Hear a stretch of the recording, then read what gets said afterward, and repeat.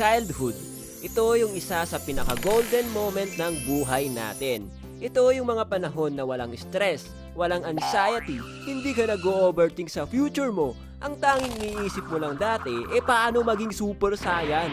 Paano palalabasin yung power na Hadouken? At nung bata ako, hindi ko alam na may posibilidad pala na maging avatar ako. Tubig. Nung bata ako, mahilig kami pumunta sa ilog para maligo. Nakakamiss nga to gawin kasi naaalala ko yung pumupunta kami sa ilog para mag-explore ng mga spot na magandang paglanguyan. Nakakamiss din yung manghuli ng tadpole, isda, tsaka alimango. Malinis pa dati ang mga ilog, kaya nakikita ko din yung mga nakatira malapit sa ilog na doon na mismo sila naglalaba. Dito din kami pinapaigib ng tubig noong elementary days para may pang-flush sa CR o pandilig sa halaman. Nakakalungkot nga lang kasi hindi na magandang mga ilog ngayon. Baka kapag lumangoy ka may makasabay kang tubol.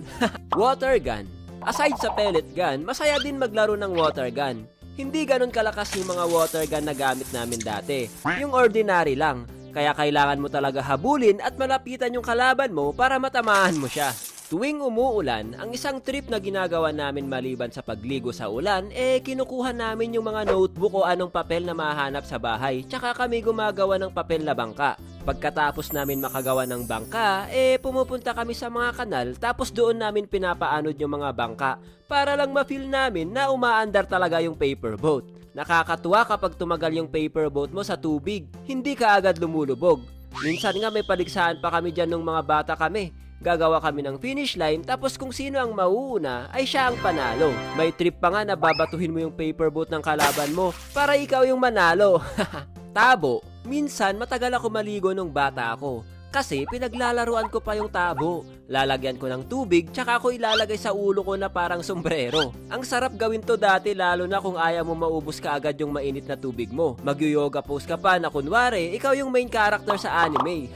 Meron pa yung gagawa ka ng man-made na whirlpool sa timba tapos dahan-dahan mo ilalagay yung daliri mo sa gitna. Kapag na-touch mo yung tubig, talo ka. Lupa. Nung bata ako, lagi akong amoy lupa. Bakit? Nung bata kami, lagi kaming naglalaro sa mga slope na lupa at doon kami nag-slide. Lagi din kami pinapagalitan ng mga uncle ko kasi bumababa daw yung lupa pag lagi kami nag-slide doon.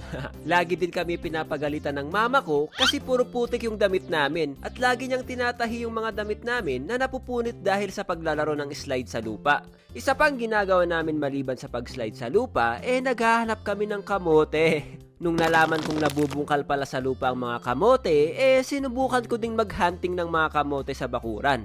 Kapag nakahanap kami, niluluto din namin agad. Para kaming nasa panahon ng Stone Age.